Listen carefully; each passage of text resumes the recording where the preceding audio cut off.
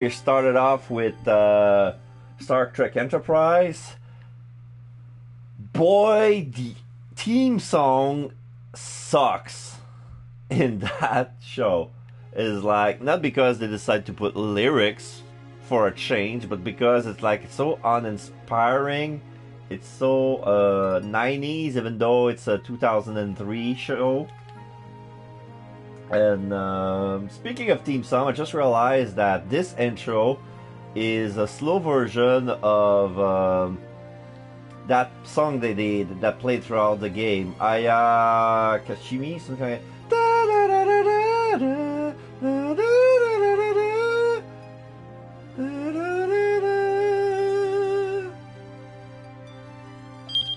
Alright, so yeah, 3 p.m. mark.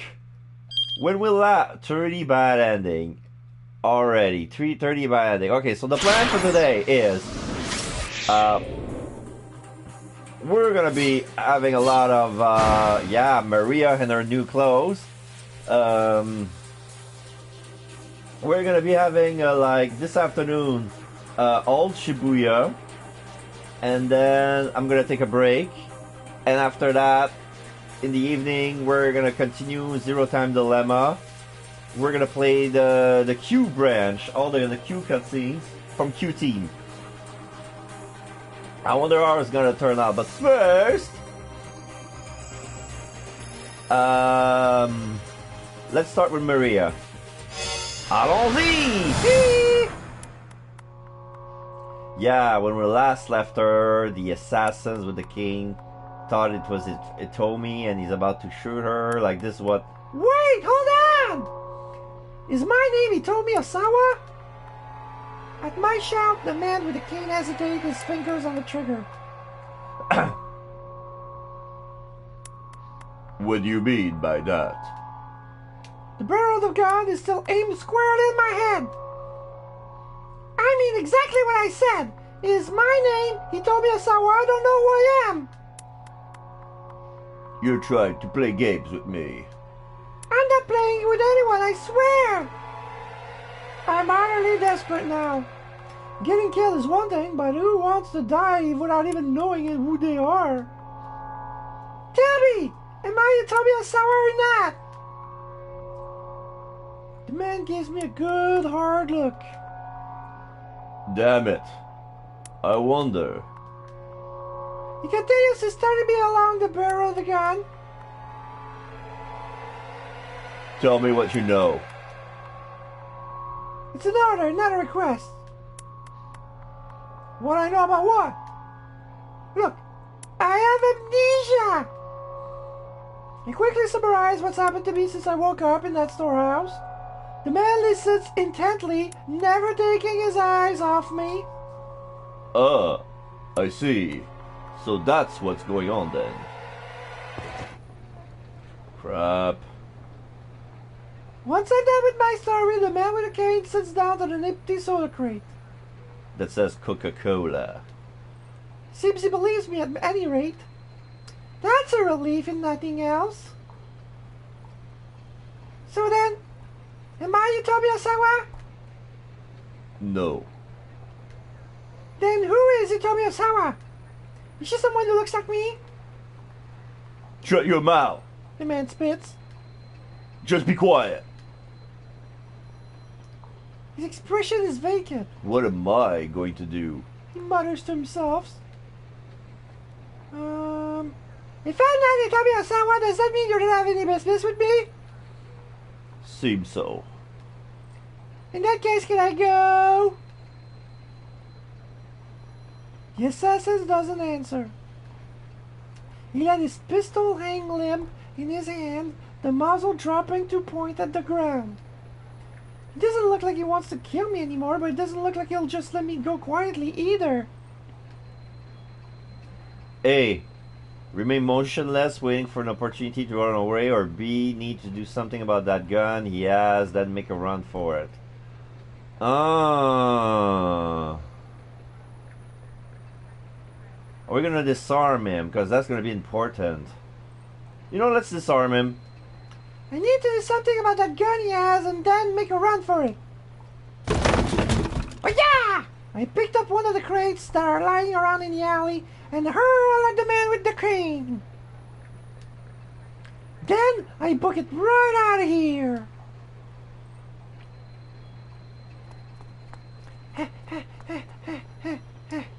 I ran for a long time without looking back. When I finally do take a peek over my shoulder, there's no sign of the guy following me. Slowing my run to a walk, I notice Miku, the girl I fought for those cans of burning hammer, sitting on a nearby staircase. Oh, what was her voice again? Alright. I got some things, not gonna be accurate, but I was expecting to come across Miku again, so that's why I didn't like study back. I didn't check back my previous streams to see how did I made her. Thanks for earlier, I called out. She gives me a puzzled look.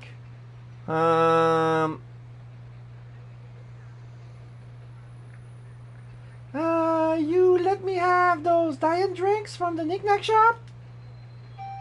Revelation dawns on her face. Oh yeah! Alright, I didn't recognize you since you're not a cat anymore. What are you doing here, I ask. Just like, you know. She gives me a hard-hearted smile. Say,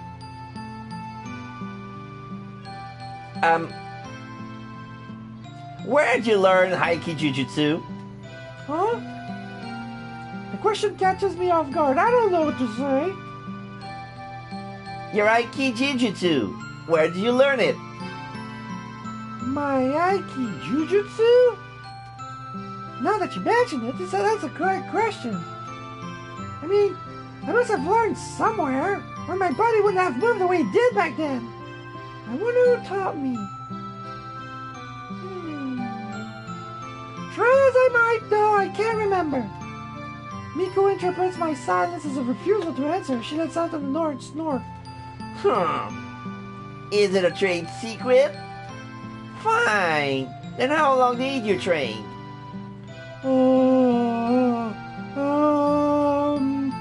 Not that long, I guess. Probably. I'm just trying to avoid telling her I have amnesia, but she obviously thinks I'm being secretive.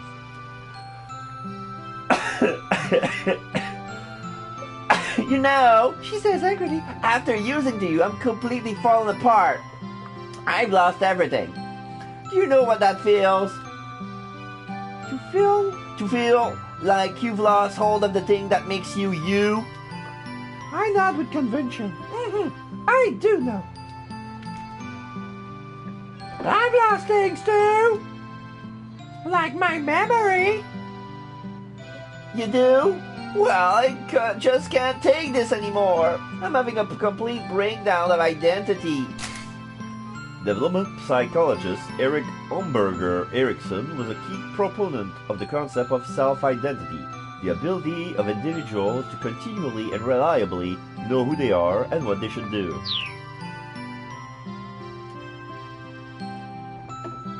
I mean, I'm saying this having lost to you and all, but from a long time ago.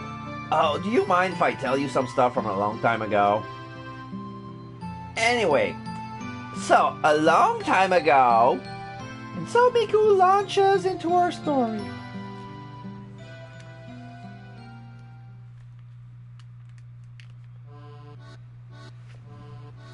okay.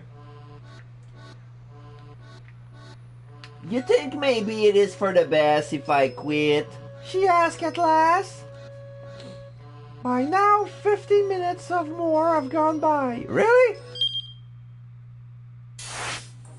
Oh my God! It's already It's already 3:20. Oh dear! Oh dear! I've listened to Miku go on and on about her teenage years because I feel bad about getting her so depressed, but yikes! She's asked me all these questions I don't even understand.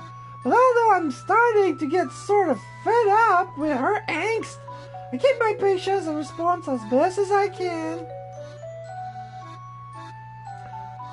If you love doing it, then I don't think you should quit, I tell her. Chances are, if you try to do something else, you're just going to come back to martial arts anyway. Besides, you probably owe it to the person who sent you down this path in the first place. You think so? Maybe you're right. Yeah. Yeah, you are. Miku's face has regained a measure of cheerfulness. Thanks. I'm gonna keep on practicing more and more so I get stronger. I'm not gonna lose to you next time. I'll keep that in mind. I've got no interest in fighting her again, but for now I'll keep that to myself. Alright then, see you around. With a parting wave, Miku hops to her feet and heads off. As I watch her leave, a feeling of jealousy wells up inside of me. Did I once have something I was that passionate about? I don't even know because I can't remember. I just can't. I just can't remember. That gunman. The one with the cane. He might know something about me. And at this point, I'm even willing to risk a run-in with a killer to find out more about myself. I decide to head back to where he was before. And he's gone. Is he gone? Is he gone? When I arrive at the alley, there's nobody there. Paradoxically, I'm both relieved and severely disappointed. Then I happen to notice something lying on the ground. What is it? I pick it up. It's a notebook. Yeah, there's some pictures inside. Some people I don't remember. Don't seem to know. The one on the left looks like either Maria or Hitomi. I don't know which. Slipped into the back cover is a photo showing two boys and a girl. That looks like Maria. But the boys, I have no idea who they are. Well, what do I do now? Do I go to the police? How do I even explain the situation? I can't see it now. There's this killer out there. He's after this person named Hitomi Osawa. And then the police gonna be like, who is that? And who exactly is after her? And then what would I say? Heck, they might not even give me the time of day in the first place. Not only do I not have any idea who Hitomi Osawa is, I know nothing about the guy who's after her except as he walks with a cane. I mean, I can't even tell who I am. They probably shoot me away without a second thought. Oh boy, she has no idea how they're gonna react. Oh, what am I supposed to do? I hang my head at a total loss. The necklace around my neck sways idly to and fro. Oh. Keep out. Okay. That was quick.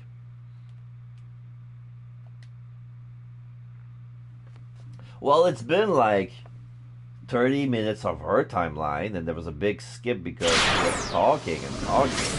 I mean, for this chapter, maybe she's not as important as the other four. Let's try with Osawa, see if we have better luck.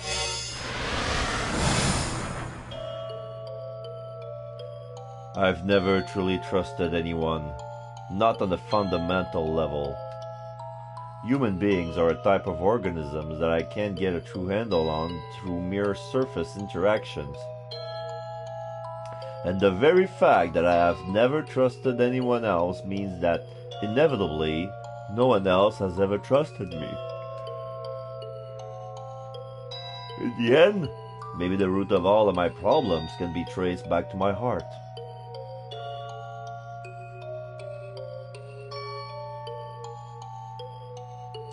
As he waited for Minorikawa to contact him, Osawa thought of his current crisis. Assuming Tanaka was behind the kidnapping, then he must have accomplices. And these criminals had mistakenly abducted Maria in their attempt to get an antiviral drug that was in Hitomi's blood. Maria and Hitomi were fragile twins, but they look similar enough to be mistaken for identical twins. Still, Tanaka would never confuse the two. The mix-up must have been made by some criminal who didn't know Maria or Hitomi personally. Sorry. Insisting that Hitomi bring the ransom to the train station was obviously their solution. It had set her up for a second abduction. But piecing together this much of the kidnapper's plans only raised a different question. Why had Tanaka show him those emails from Hitomi?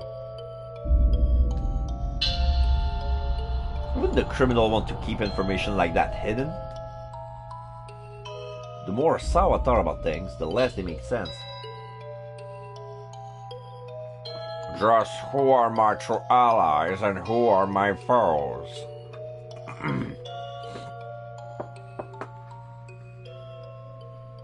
Mr. Osawa, a delivery has arrived for you. It was Kajiwara at the study door. Come in.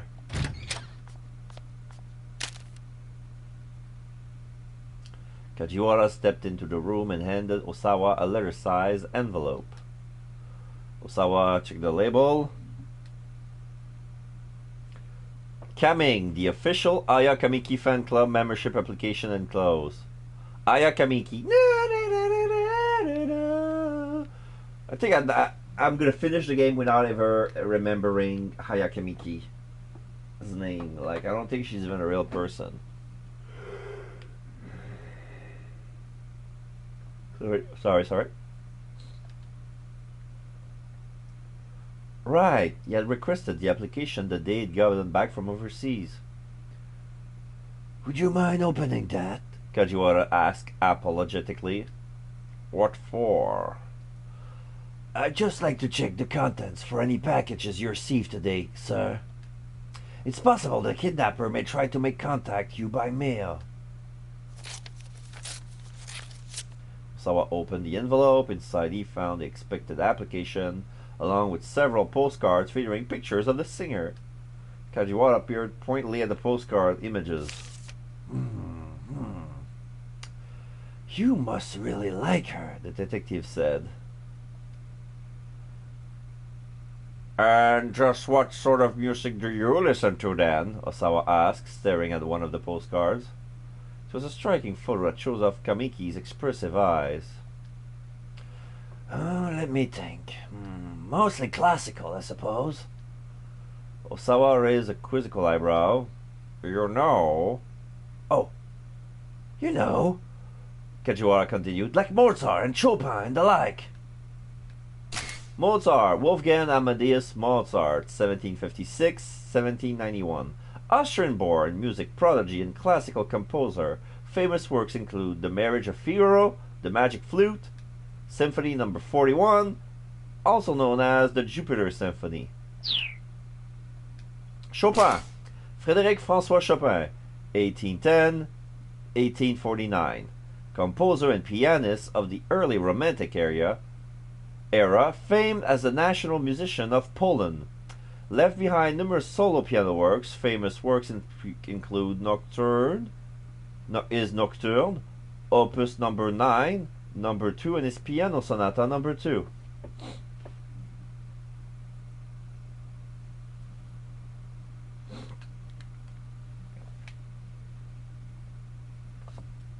Yeah, I don't think he was very good with names, Chopin. He hummed few bars. Like for Mozart. Can't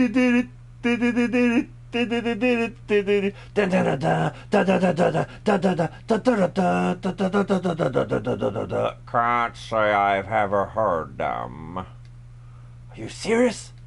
Kajiwara looked shocked. I'm familiar with the names, of course. I just never had much an interest in music. Oh, that's such a shame. Would you care to listen to a piece now? I suppose I may as well. No, thank you. Oh, no, go ahead. Osawa, please. Shut up and get cultured, bro. I suppose I may as well. Now that he brought it up, Osawa was curious to know what sort of music Kajiwara enjoyed. The detective pulled a digital music player out of his pocket. Here you go. Osawa slipped the attached earbuds into his ears.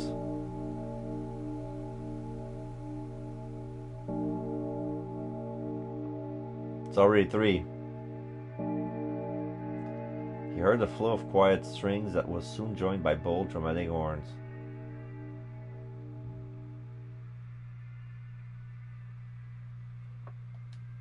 As the piece continued, it grew more profound and complex, and Osawa could feel his spirit calming.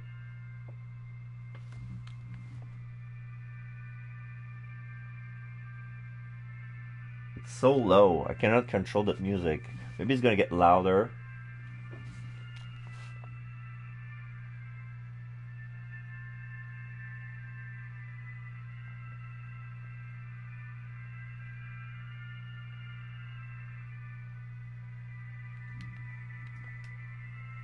This looks like generic classical music. I cannot tell what's playing right now. He took a deep breath, then expelled it through his nostrils. It felt as if the toxic gloom that had filled him was departing with the air. Before he knew it, nearly 10 minutes had passed. What do you think? It's quite nice. The theme of this piece is, Kajiwara paused for a moment and thought, well, it's about erudition, can be boorishness.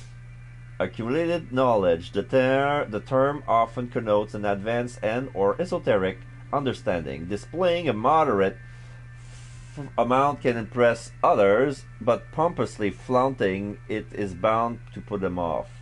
Yeah, he's not wrong. He ain't wrong. Thank you. If I hadn't met you, I've never have discovered this piece. He spoke the words unthinkingly, with unaccustomed frankness. Was this the power of music, then? I'm very happy to hear that, sir. Osawa gazed at one of the postcards as he let himself be drawn back into the music.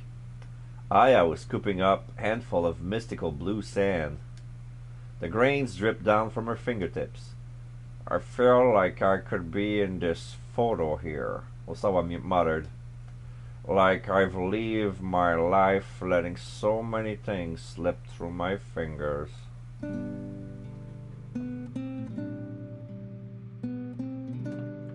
Kajiwara thought for a moment before responding. I think anyone who's worked hard to accomplish something and focused for a long time on that one thing is susceptible to those kinds of feelings, sir. Accomplishing something means getting results. That's not where my problem is. So I removed the headphones and gave back the music player.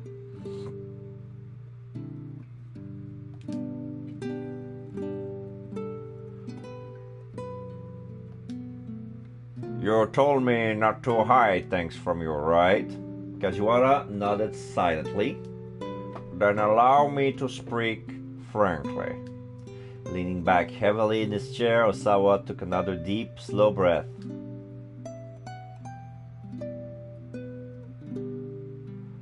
I'm anxious. So anxious that it's almost crushing me. Given the circumstances. Oh, given the circumstances, sir, that's completely understandable. No! Osawa spoke before Kajiwara could finish. It's not that. It's not that at all. He shook his head vigorously. If the worst should happen to my daughter, how am I going to feel, I wonder? I'm not a man with a wide range of emotions. My heart is always cold somehow. And the truth is, I wanted it to be that way. Which is why, if I do lose my daughter, my heart might remain unmoved. I may not even be able to feel the father's sorrow.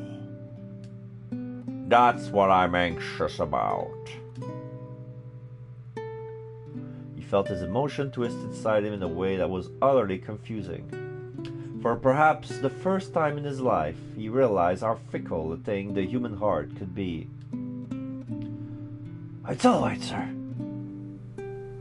Kajiwara flashed him in a carefree smile. What's all right? People who really have cold hearts don't worry about that sort of thing. The detective held out his music player again. Here, I'd like you to have this.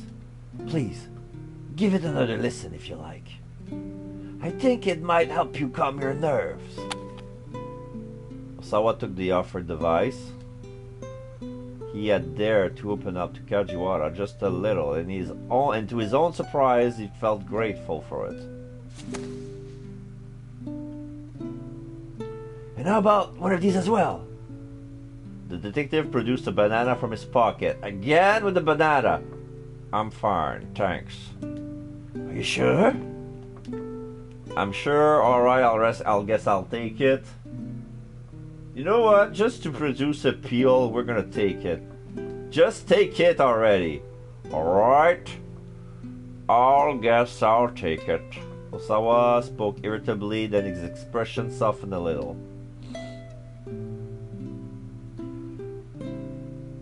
You know, you've been getting on my nerves all day. Really? And here I thought I've been doing what I could to suit your spirits, Mr. Osawa. Oh, it's actually been a real long time since I've yelled at anyone quite so much. As the word left his lips, Osawa found himself thinking back to one particular rainy day.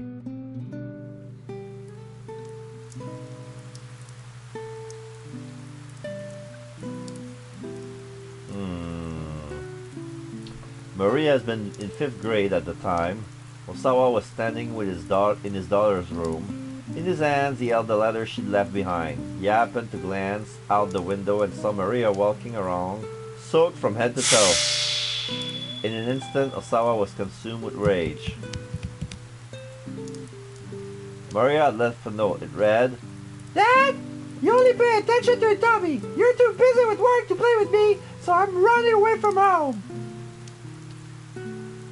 Struck by an impulsive he didn't quite understand, he ran from the room, heading for the north door. The front door. Maria had just gotten back inside. Osawa met her silently in the entryway. Wet strands of hair clung to the girl's forehead as she looked up at her father with a bitter glare. You don't care what happens to me, do you?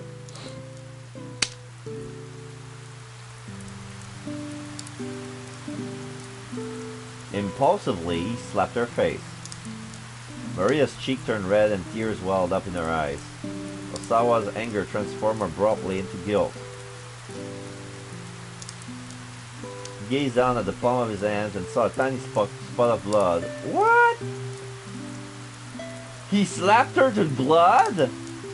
I know she's 10 years old, but still, I know it's not a right thing to do, slap her children, but... Damn! He was shocked by the recognition of what he'd just done. And then he was afraid. Yeah, I would be too. Afraid that his daughter could bring such raw emotion out of him and make him do something so thoughtless.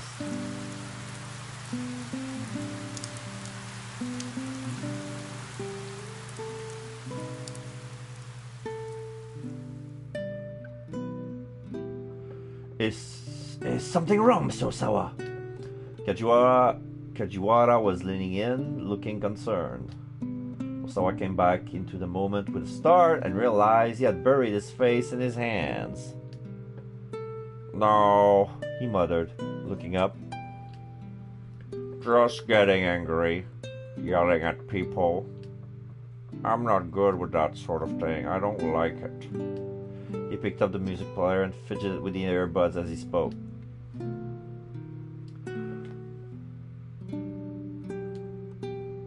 Well, getting angry and yelling at people. I don't think there's anything wrong with that. I think that's just human. It's human to do those kinds of things. I often said that he was cold and mechanical. Her sarcasm only underlined the fact he'd always lived with, that he didn't know how to conduct himself like a human being. If you get angry, you show it, Kajiwara said. If you get sad, you show it. It's human nature to let other people know how we're feeling after all. But what if doing that hurts the other person?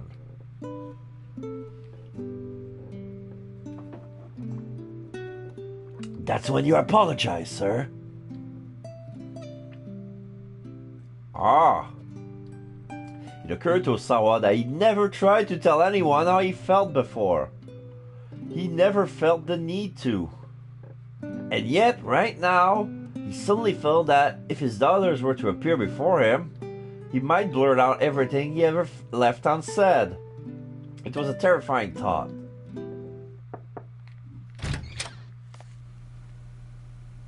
Darling! I opened the door and stepped into the room. She's wearing some sort of slippers. There's some sort of red light coming from a glare from the window. The detectives are asking for you. It seems there's been a development. We'll be right here. Osawa and Kajiwara hurried out of the room.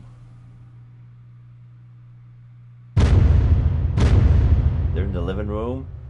I and Osawa sits in different ends of the sofa. Big couch. Before the news was shared with the Osawas, the member of the investigation team quietly briefed Detective Kajiwara. I and Osawa sat on the sofa on the far side of the room watching. They could see Kajiwara go pale. He wiped the sweat from his forehead with a handkerchief several times. Bad news, Osawa thought. Miss Osawa? Ma'am? Kajiwara shuffled his way over to them at last. We just got word from headquarters. He hesitated ominously. Osawa braced himself. Please, let's hear it. First, about your daughter Itomi. Kajiwara's expression was grim. The body of a young man named Achi Ando was discovered near Shibuya Station. What? The name meant nothing to Osawa. In the building not too far from the scene, The detective swallowed. Your daughter Itomi was found dead. That's a bad ending, right? The world began to shake. This is because I haven't played with Archie yet. Osawa staggered, reeling with sudden nauseating vertigo. No, it's not possible. After that, your daughter Maria. The words blurred together. He could no longer comprehend what he was hearing. Everything was wobbling, shuddering, distorting. Hitomi was dead? He told me. He told me? At those words, Osawa's whole world went dark as if someone had just yanked the curtains closed. That's what happened. Yeah, it's a bad end. Number 50, Hitomi's death. Learning of Hitomi's death plunged Osawa into a pit of despair. This was the dark end of a chain of events that began with a simple, small decision. Someone else merely decided to abide by a little promise. Because of that, not only did Achi and Hitomi met with disaster, but Osawa lost his man as well. Keeping a promise is a noble thing, for sure. But right now, saving Achi, Hitomi, and Osawa is more important. Oh my god, people are starting to die. People are starting to die now! Shit's getting real. Attention everyone, shit is getting real. Alright, so let's play another timeline. We're gonna play with Ashby right after that, but yeah, I'm gonna jump in with Minarikawa. Let's see what he has to say. I like his energy. Like he's always boom ticka boom ticka boom ticka boom. Wait a second. I feel like there's something I'm forgetting. Ah, God! Minarikawa stopped and let out a cry of frustration. Daisuke Endo has asked him for a favor after their interview was done. He promised to tell the Wandering Angel that the dry ice machine they purchased was defective. Oh yeah, that's right. Oh. Episode 5! At last! The climax of the play drew near. There was a whole string of trouble, but the cast soldiered on, and it looked like things were going to end alright. Then, backstage, Bando noticed that the dry ice machine was acting strangely. Even after it had been turned off, the machine continued to churn out more dry ice. The producer, Tsukuzawa, demanded that the defective device be returned immediately, and so Tozuka, Bando, and Amo loaded into their vehicle and left the theater. Continued in episode 6. Well, damn. That completely slipped his mind. Mine too. If you recall correctly, the issue was that once the machine started making dry ice, it wouldn't stop. If he ran back to the theater now, he would lose about 10 minutes. Minarikawa checked his wristwatch. The lone people would be coming by the editing office before too long. He needed to prove them that next month's issue of 4-Star General Gossip was well underway, or else they'd refuse to wait any longer for repayment. So he has an hour to write his 3 articles.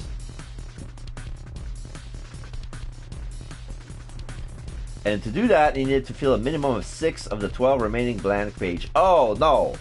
6 articles. And he has already 3 so far, so what's he gonna do about the other 6? He couldn't afford to waste even a single second. This was an awkward position to be in. He needed to keep his promise to Endo. Oh!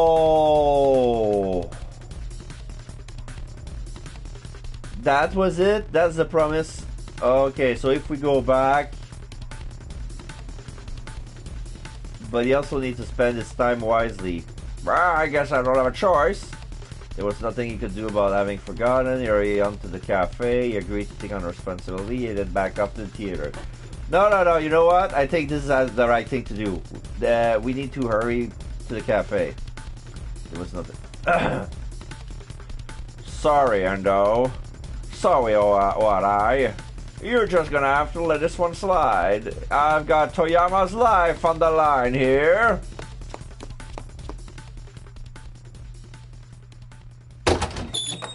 Alright, now it's saved.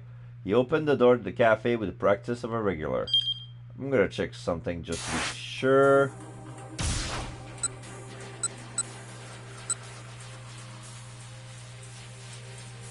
Yeah. That, oh my god, really? Osawa? The news of Osawa happened at 3:50?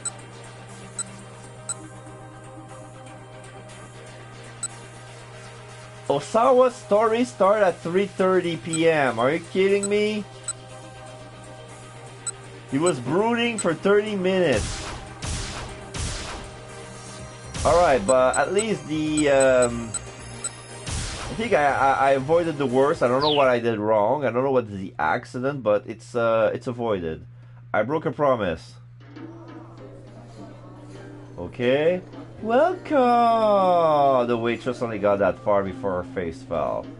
You again! Hey, hurry up and get me a seat! She grinned wickedly. I'm terribly sorry, sir, but we're all full at the moment. He looked around, all the seats were indeed filled. As you can see, sir. Really now? The waitress's grin widened with triumph. Yes, sir. I'm terribly, terribly, terribly sorry. Fine, I'll just right here. Let me get some power. What's he gonna do? What's he gonna do? Jamming his power cable into a nearby outlet, Minorikawa plunked himself right down to the floor and booted up his laptop. The waitress watched in dismay, then turned to stare vacantly at the ceiling. Just do whatever you want, she muttered vaguely. You know, a person can only get away with being obnoxious for so long. Sooner or later, someone's likely to call the police. Minorikawa looked up in front of his work, started to see the burning hammer salesman standing over him. Aha! Hello! You're Mr. Yanagishita.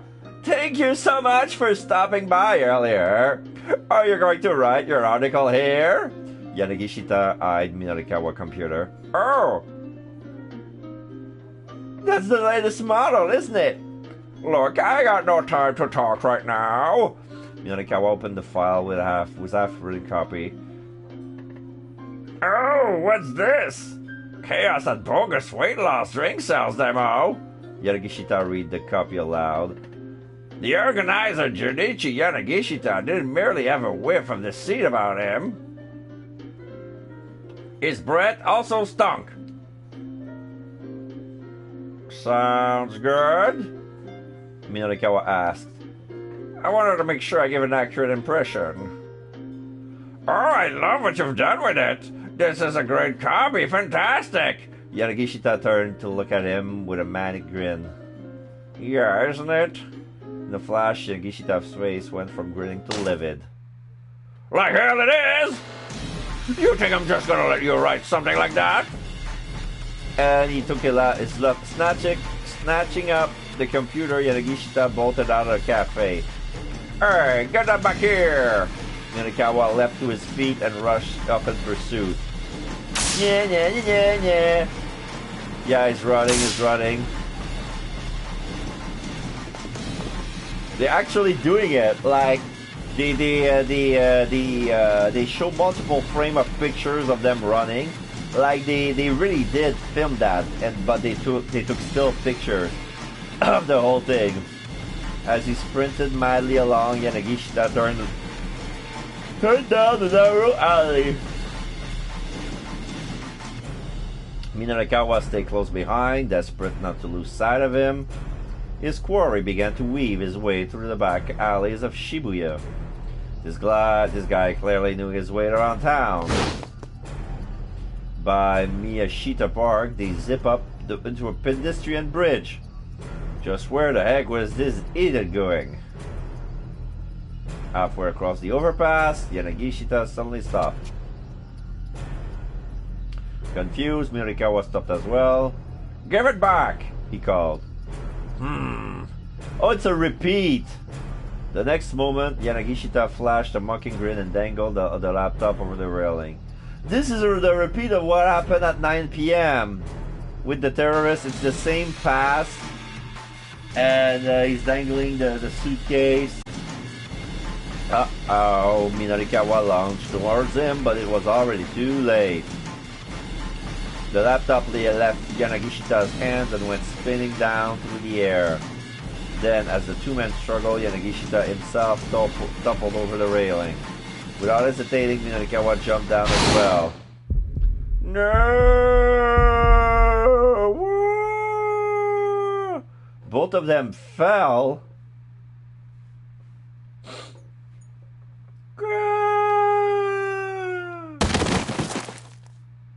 Serves you right.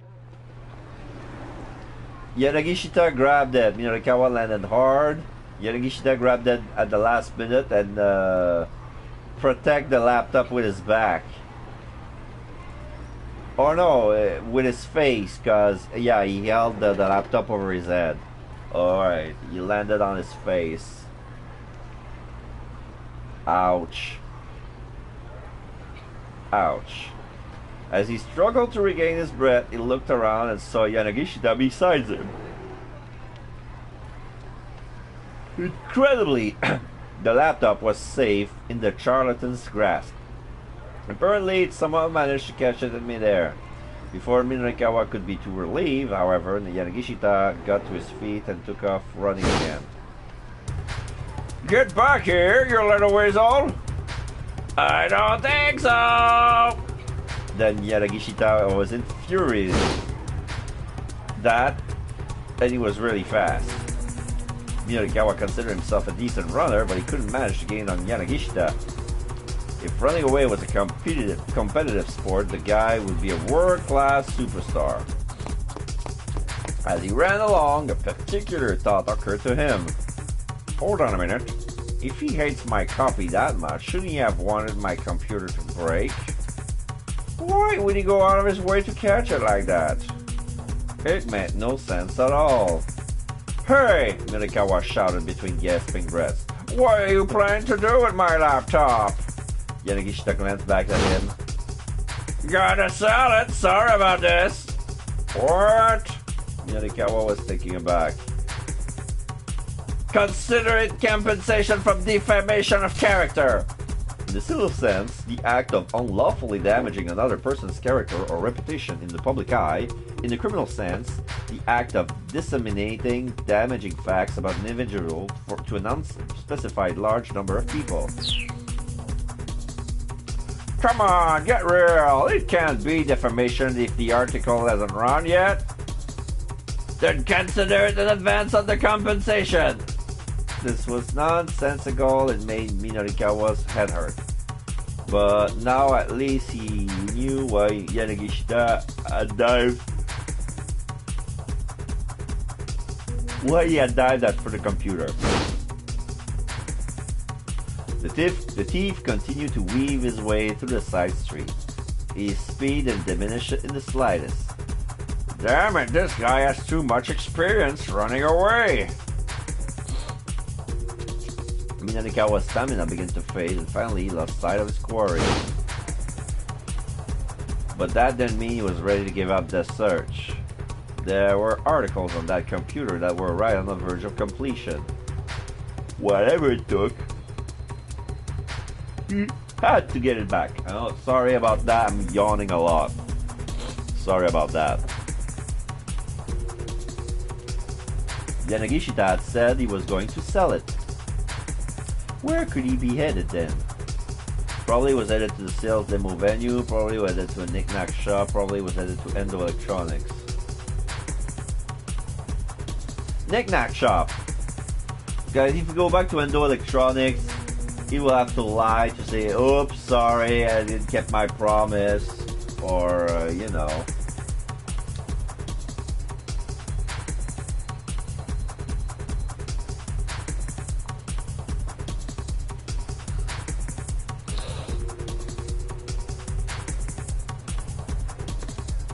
Minorikawa recalled seeing one near the Burning Hammer demo site. He also recalled seeing a poster outside the place that read, "We buy computer at top prices." Yep, he does. Computer for gold. Computer for money. Cash for computers. Damn! The guy had led him on a wild goose chase. That shop was surely where he was going to sell the laptop. Gulping a deep breath, he headed in that direction.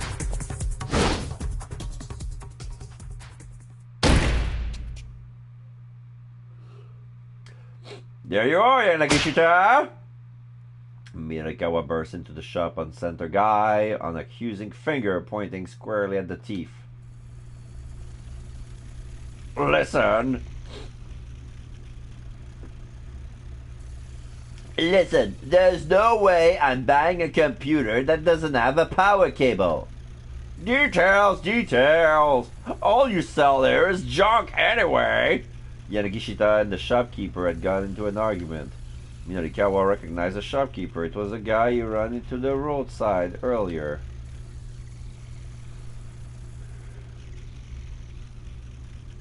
That computer belongs to me! Minorikawa shouted as he marched up to them.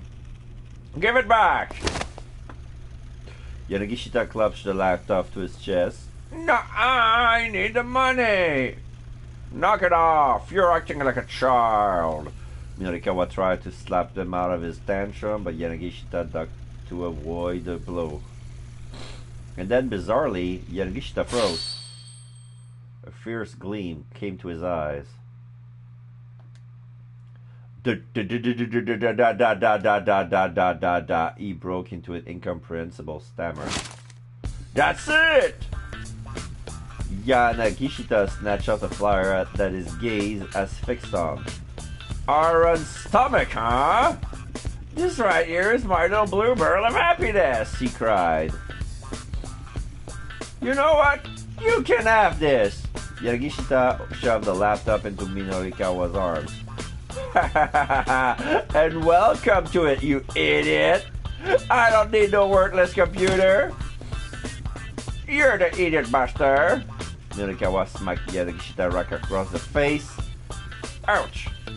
Hitting felt good. He decided to do it again. Minorikawa shoved Yanagishita towards the shopkeeper. Hand this guy over to the police, he said. No, not the police, Yanagishita pleaded. Can it, you thief? You tried to rip me off, and you have no idea how much is riding on my work. You deserve 10,000 debts. 10,000?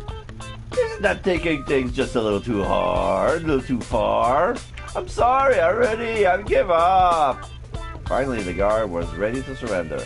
Minorikawa left his guard down for a moment. Yoink! Like hell I am! Switching gears in an instant, Yanagishita took off, running up at full speed. This again. Get back here, you bastard! Minorikawa was already in pursuit.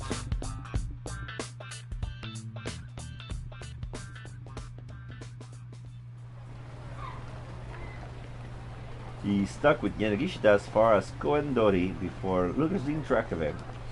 The guy sure knew how to make a getaway. Breathing hard, Minorikawa stopped and took a look around the area. Aya!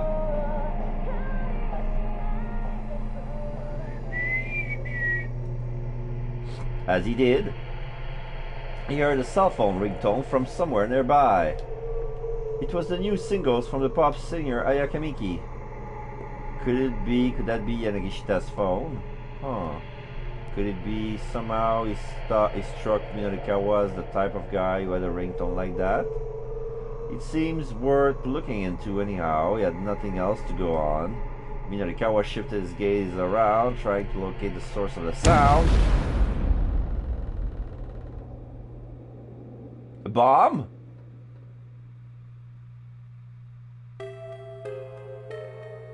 Suddenly, a massive fury blast knocked him from his feet. By the time he realized it was an explosion, his senses were already shattered. What just happened? He couldn't see, he couldn't hear, he couldn't move his body. Where am I? For a while, all he could feel was an intense pain, but soon even that faded away. And then, there was only darkness. Another bad end? Bad end number 48. An unexpected explosion. What just happened? Chasing Yanagishita led Minorikawa to the wrong place at exactly the wrong time. This wouldn't have happened if Yanagishita hadn't run where he did. If the MMA fighter Miku Morita comes into the knick-knack shop, she'll interrupt their argument, and things might turn out differently. Well, who else meted Miku? Why send her to the pawn shop?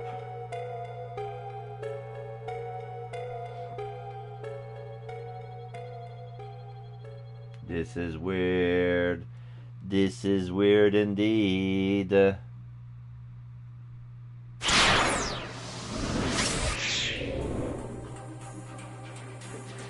Okay, well, let's go back to Osawa since we cleared another one that.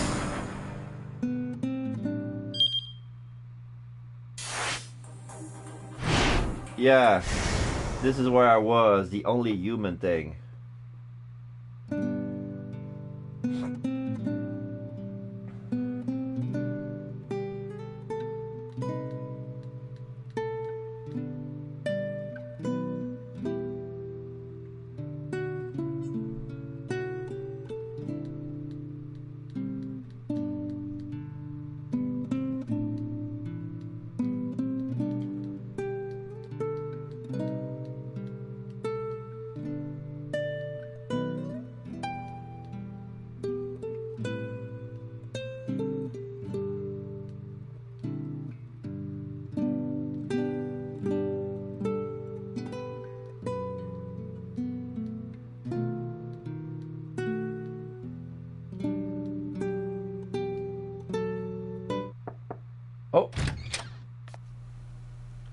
Darling, the detectives are asking for you. It seems there's been a development. Alright, so what changed? It's a keep out. Well, that's great. We changed a bad ending into a keep out.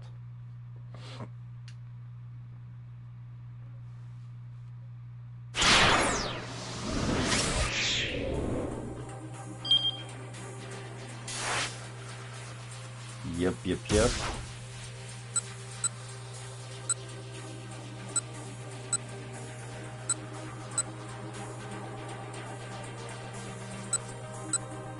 The only decision we took with her was about the assassin.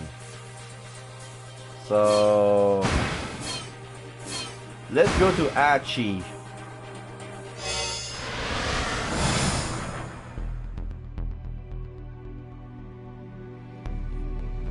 This is Kanan. Kanan led them into a narrow back alley. The moment she stopped, Hitomi spoke up. Why was my sister kidnapped? Before I answer that, there's something I need to tell you, Kanan said. Her tone was cold and sharp. I've come to Japan because I'm on a mission.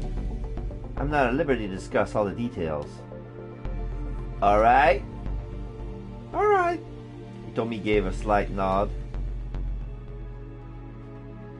To answer your question, Maria was kidnapped by mistake. What? Hitomi gasped. But why? Because the kidnapper isn't after Maria, they're after you. Who's after me? The mastermind behind this whole thing, Kanan said. Her tone was matter of fact. Whoa, hold on, Achi interrupted. What do they want Hitomi for? That I cannot say. Well then, who is this person? I can't tell you that either. You see, their sex, nationality, age, appearance, just about everything about them is shrouded in mystery. So there honestly no much I can tell you.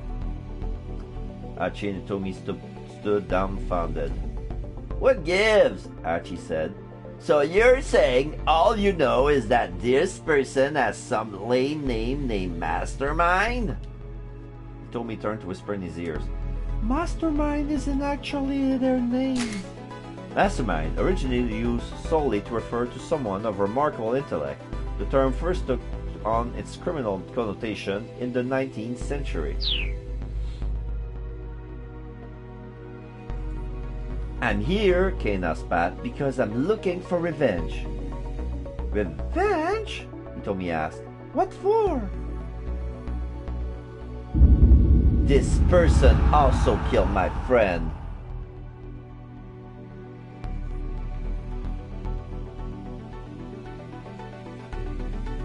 Kanan's inscrutable eyes flashed with a threatening gleam.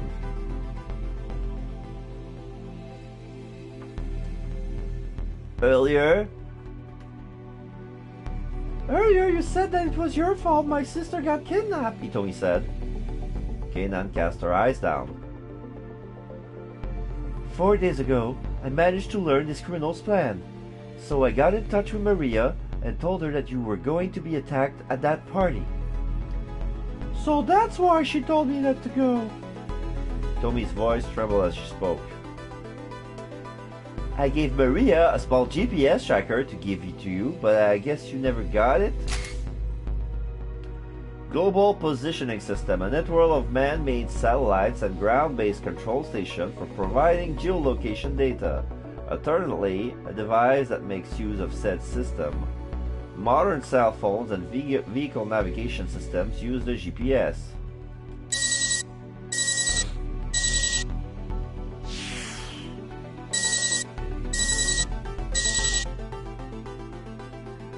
Okay, so basically, the satellites are tracking the cell phone, and when it moves, the signals is being followed by the satellites.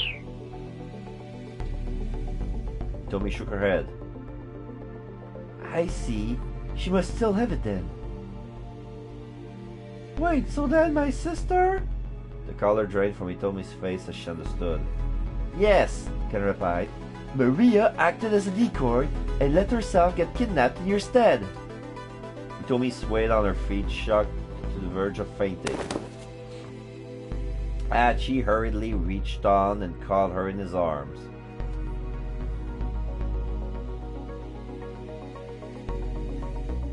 But wait, he said to Kanan as he had Hitomi up. I don't get that either. Why didn't neither of them go? Then nobody would have been kidnapped, right? I mean, why would her sister need to go and act as a decoy? Kanan let out a tiny sigh.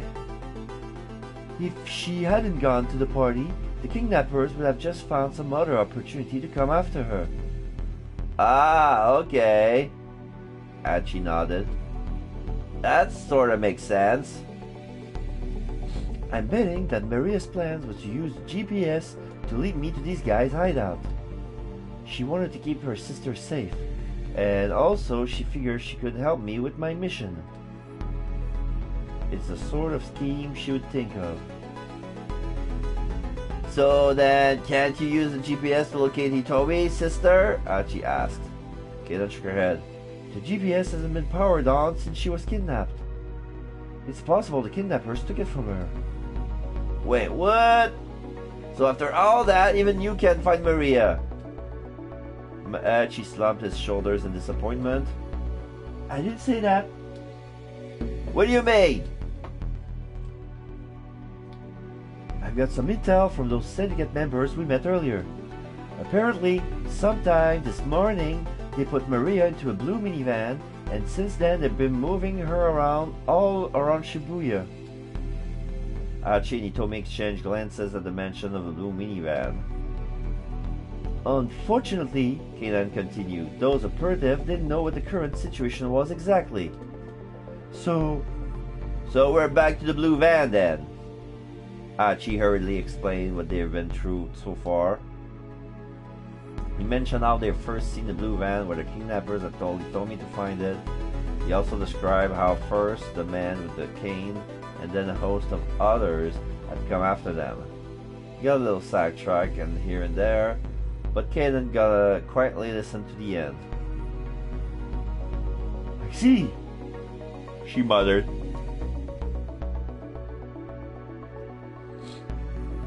So then, what do you think? Hachi asked. Seems like we messed up their scheme a bit, huh? Whatever the case, this man with a cane concerns me, Kanan said. I thought he's working with the others. I don't know what that means. Maybe that's it. Some guy who isn't involved butts in and it throws off their whole plan. Kanan nodded in agreement. Because you and that man with the cane showed up, she said. They couldn't leave the minivan where it was. They took a sensible precaution. But then, if you think about it, isn't this an opportunity for us to turn the table on Mr. Mastermind? Kanan flashed with a faint speculative smile. I wonder about that.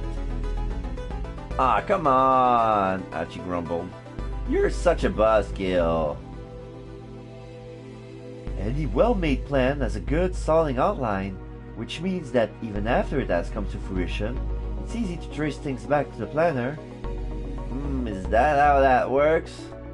By contrast, if you achieve your goals using accidental means, the outlines become blurred, and it makes it harder for anyone outside looking in to grasp what the actual plan is.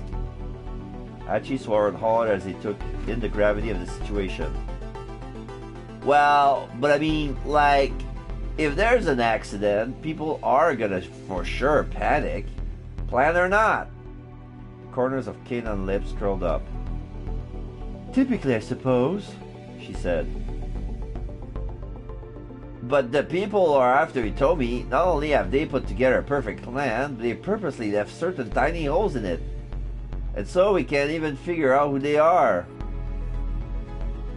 The outline of the plan is always too blurry. It was like Hachi was hearing about some completely different world beyond the ones he knew.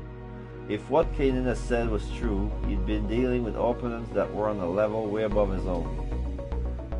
In any event, since these people are after you, it would be best if you didn't wander around town anymore, Kanan told him. By now, Hitomi has recovered. She stood up straight and shook her head. Oh boy, I think I'm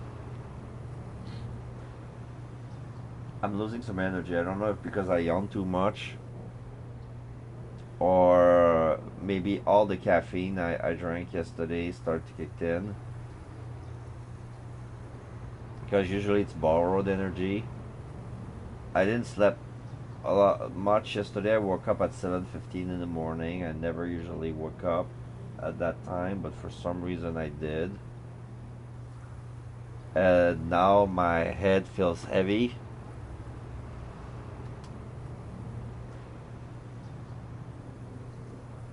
No, I'm going to find that blue minivan. My sister is in danger because of me. I can't abandon her just to save myself.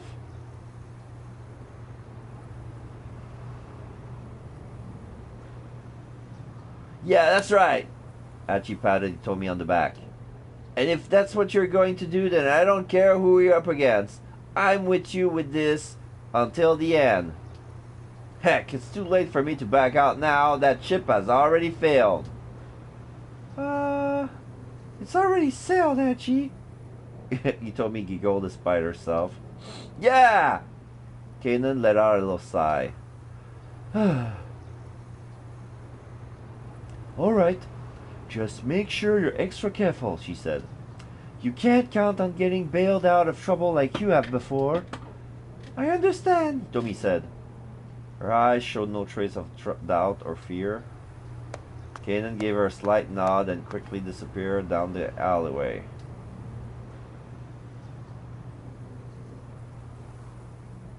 Right then, Archie said. Wanna get back to looking for that minivan? Then he stopped, remembering their previous efforts. They just heedlessly wandered around town. They probably end up in the same trouble they encountered before. They would get chased by the man with a cane or by the kidnappers, and their search would be interrupted yet again. What should they do then? There had to be a better way.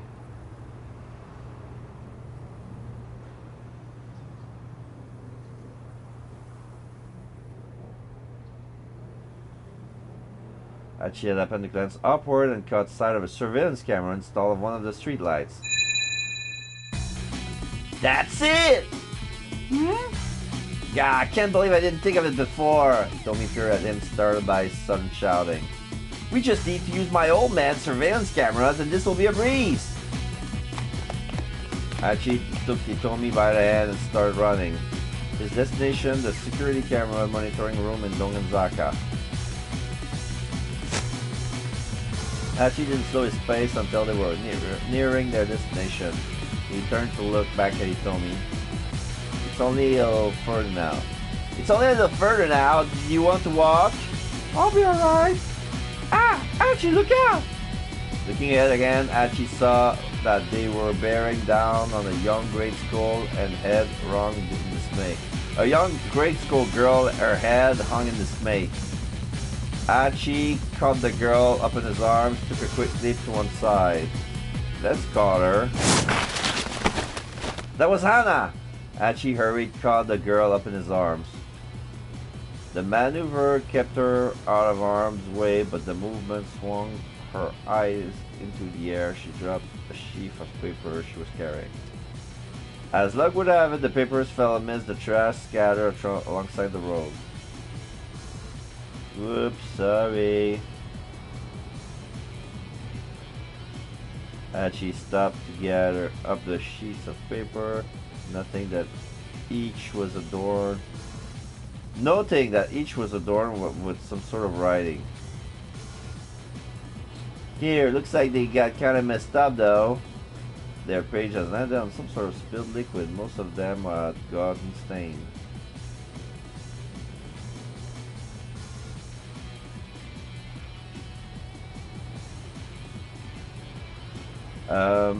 It's alright, the girl says gloomily.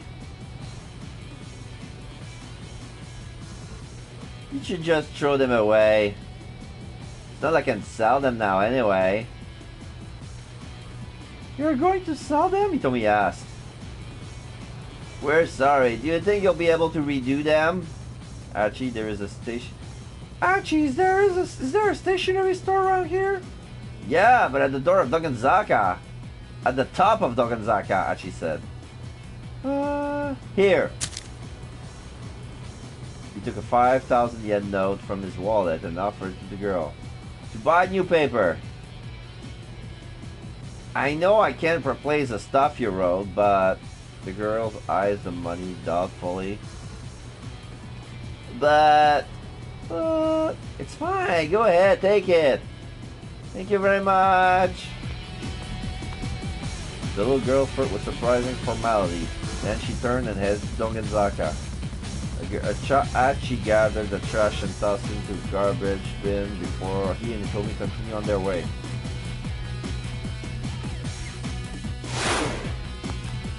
Achi led Hitomi to an old multi-tenant building. They hurried inside and headed up the stairs. Oh, the guy's kind of like me. Behind the reception window, it was a second floor, saw the custodian sleeping on the job. Hey, wake up, man!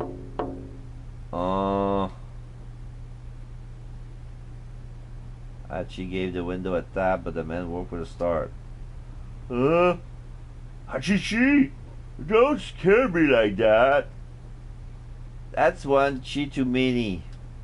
And wow, you sure seems to have a lot of free time with your hands. Yeah, no one's been by to check today. But that's not so bad, right? I mean, I guess it is a surveillance room, but still. The man let out a big yawn. My dad asked me to come down here and check on the security monitors, actually. Oh. My dad actually asked me to come down here and check on the security monitors, actually, she said. Sorry to bother you when you're busy, Hitomi added with a polite bow. Huh? Who are you? You're with Achichi? I'm Hitomi Osawa. It's nice to meet you. Oh ho ho. Oh, what are you, Achichi's girlfriend? Again, too many cheese there. And that's none of your business. Just let me have the key. Hoping this blush wasn't too obvious, Hachi mimed unlocking a door. You won't answer a simple question and you want me to hand over the key? Yes, I'm his girlfriend, Hitomi said. We just started dating. So I'm sure I'll be seeing more of you, sir. She flashed a winning smile. Oh, well, what a surprise. Never thought Achichi would let a fine lady like yourself. The surprised custodian held out the key. Good for you, Achichi. Still one chi too many there. But yeah, dating. As he glazed into Hitomi's face, and even more surprised than the custodian. The key dangled, swaying to and fro like a pendulum between Achi and the man behind the counter. Achi, Hitomi said, nudging him into the side with her elbow. Come on. Oh, right.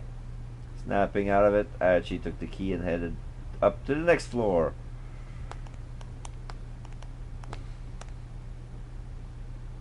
I'm sorry, Hitomi said as they entered the monitoring room. For just saying we were dating like that, I mean. It was a pretty clumsy lie. No, I was just kind of, it was just kind of sudden is all. I was just a bit jittery, I guess. Archie felt his cheek color again.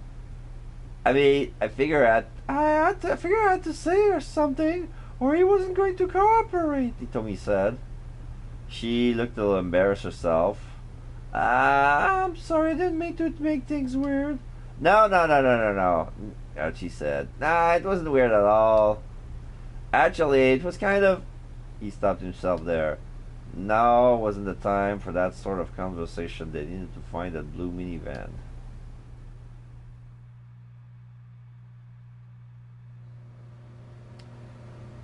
I'm dozing off here. The surveillance camera monitoring room was really just a big office with a single computer, as she knew it well. So, this is the monitoring system, he explained. He switched on the computer. You can see all of downtown Shibuya from this one computer.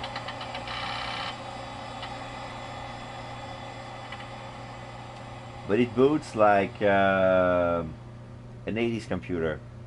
Tommy gazed impatiently at the monitor even though it wasn't showing anything yet. The look of sheer determination on her face held that controlled. Sorry.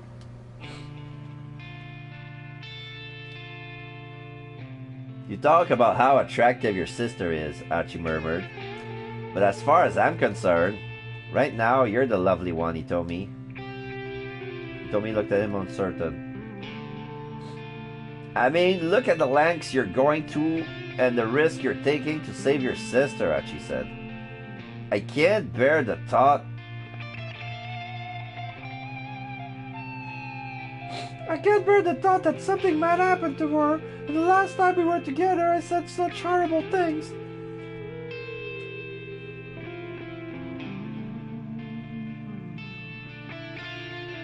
Plenty of people do bad things without even realizing they're bad. Never mind trying to fix it. I'm just doing what I think is right. Yeah, but these days most people don't do the right thing. Heck, if they did, Shibuya wouldn't be covered in trash like it is. Me, I appreciate it when someone really cares about the things that are important. Doing the right thing as a matter of course. That's very attractive. Archie blushed as he said it and Tommy shyly looked away. Ah, I think the system is ready. Turning on the computer, Archie hastily changed the subject. This thing's so simple, even I know how to use it. Clicking on the mouse, he brought up a row of 4 windows on the monitor. Yep. Each window showed a different view of the Shibuya cityscape. The image quality is not great, but that's because it's been updated on a 2-second delay, I guess. Archie tapped on the keyboard, bringing up shots of different locations. He clicked on one of them in order to enlarge the image. Maybe we can really find that mini-man with this. Oh, maybe we can. He told me was partly glued to the screen. Oh. My dad's the one who decided the security system. Your dad must be pretty amazing. Well, he graduated from his class at Tokyo Denko University. Tokyo Denko, a prestigious national university founded over a century ago. Applicants who place highly on the entrance exam can receive a full scholarship. Archie's father was one such attendee. The school has supported extensive research into artificial intelligence and recently announced an AI program known as BODY, B-O-D-Y. While the computer is asleep, different personalities emerge which have an impact on various normal thought processes, forming a network of more human-like thought patterns as a result. I always said he could have a career in computer engineering, but he took over the electronics shop so that he could marry my mother instead. That's such a sweet story. Did they run the store together then? And she shook his head. No, my mother died when I was 4. Oh, I'm sorry. He told me sounded even sadder than Hachi. Well, anyway, never mind that. Here, look. Oh, this is Yanagishita being chased by Minorikawa. He saw the seedy-looking weirdo they run into at Jijo was on the street. Huh? That guy again? Said weirdo was running all out. Said weirdo was running all out, a laptop computer under one arm. He was being chased by a man in a long coat. That guy sure get chased around a lot, huh? Archie said. When the weirdo slipped out of view, Archie switched to another camera. Yeah. The new view showed the weirdo running again. By hopping from camera to camera, they could track him wherever he went. Yeah, so long as we have these cameras, she said, this guy has nowhere to run. Nowhere to run, huh? The moment he said those words, they struck an odd chord in his mind. He remembered their repeated run-ins with the man with the cane, how the assassin that seems always to know where to find them. Archie, please, Hitomi urged. Stop messing around and let's look for the minivan. Hey, sorry, there's just something I'm curious about. She continued to try the city-looking man. Oh yeah, let's pursue this line of thought, see where it goes. There's just something I'm curious about. She continued to track the CD-looking man. The weirdo rushed into a knick-knack shop on Center Guy. Soon after, the man with a coat appeared and followed him into the shop. Aha! Looks like he snatched that guy's computer. Still, they remained glued to the monitor. Oh, that's me! He told me to cut her cell phone. It's an email from Mr. Tanaka. Ah, okay. Yeah, it was about time for my moon to take a dip, she thought. What? Hitomi blurted. She looked up from her phone. Archie, Mr. Tanaka found the minivan! He what? What does it say? Read it to me. Okay. I ran after it, but I wound up losing sight of it. It was heading toward Jinan. That's what it says. What about your sister? Oh, not available. What do you mean not available? Wait. The fuck?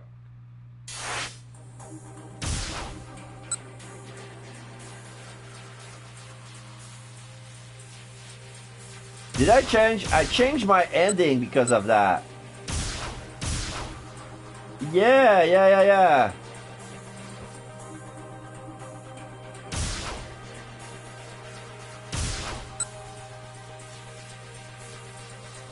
There was a keep out, but now it's gone. The keep out is here. Okay, what about your sister? Was she inside?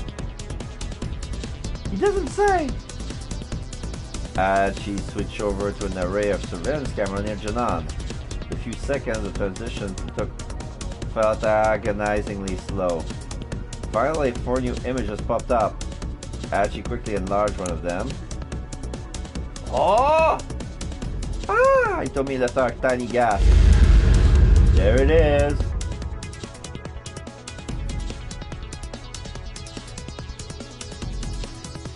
There on the monitor was the blue minivan. There was no doubt about it.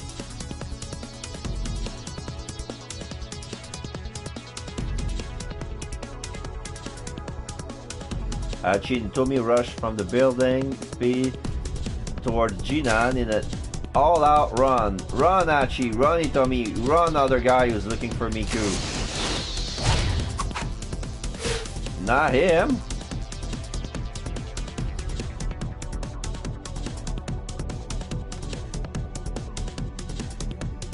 Something else gotta change, but I don't know what.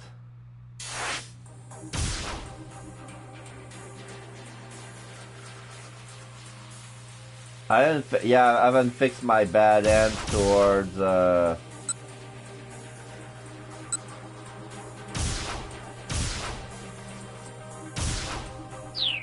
Okay. Neither spoke, they simply dashed along in silence. Hachi felt as if they had been running a marathon and the finish line has finally come into view. They hooked a left at the department store and darted past the Seibu department store. Aha! Hachi pointed as he came to a stop. The blue minivan was still there, parked by the curb along the slight, hilly incline. Leaving Hachi behind, Hitomi started rushing up the hill. Alarm bells started going off in Hachi's mind. Someone from the kidnapping crew was in that van. It was dangerous to approach carelessly. Stay back, don't get too close. Hitomi, wait.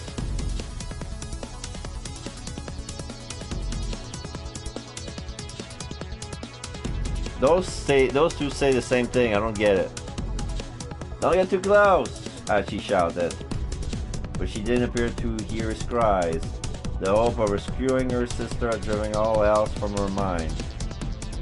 As she started to run after her, Hitomi had reached the vehicle already. She brought her face to one of its windows, but the tint and glass obscured the view inside. Hitomi circled around the minivan other side.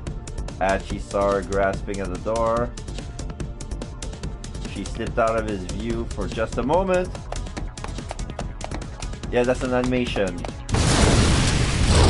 As she was running towards the van blew up and flew high into the air and then fell on the top.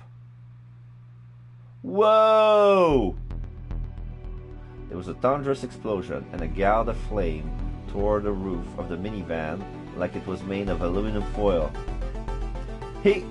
Hitomi!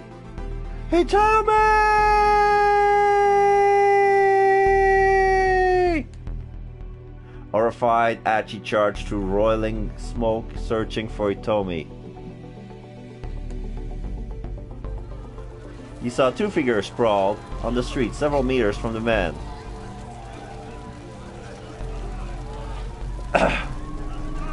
Hitomi and Kanan! Hitomi, wake up!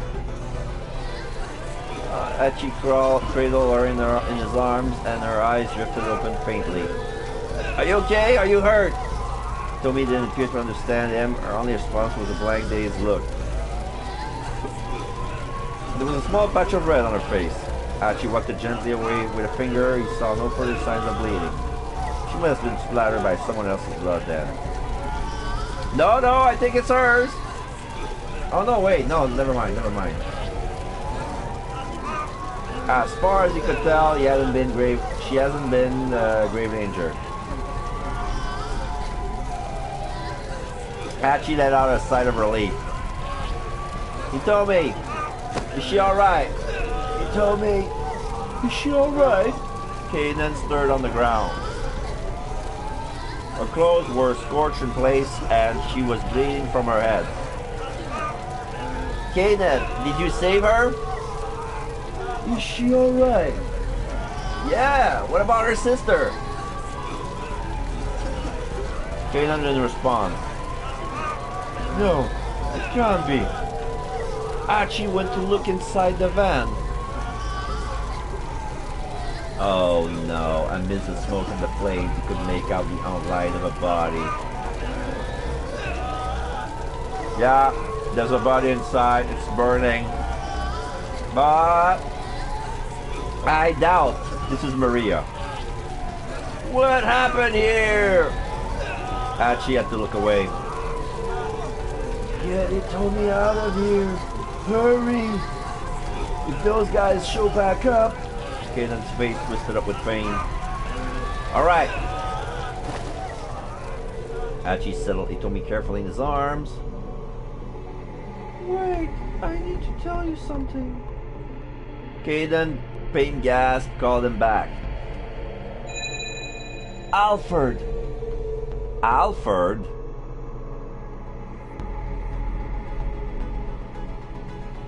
Huh? Alfred. That's the name of the mastermind. I'm sure it'll come up again if you keep pursuing this. But if you value your life, don't get involved with Alfred any further. Now go. Okay. And thanks.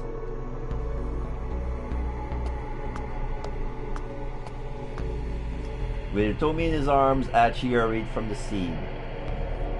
He wasn't sure where he was heading. He just wanted to get away, wherever that meant. He carried her past a crowd of onlookers that had swiftly begun to assemble.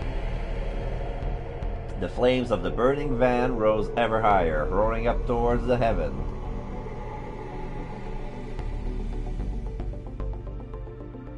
To be continued! Oh my god, that was meant to happen! That explosion was meant to happen? Oh my. Okay. Alright. I'm terribly sad to have to cut this short, but I'm feeling with a severe down of energy all of a sudden, and if I want to be like doing doing 0 times the level matters more for me than continuing this story. So what I'm gonna do is I'm gonna stop here. And then we're gonna continue with Kano's story, and we're trying to figure out how to unlock everything else.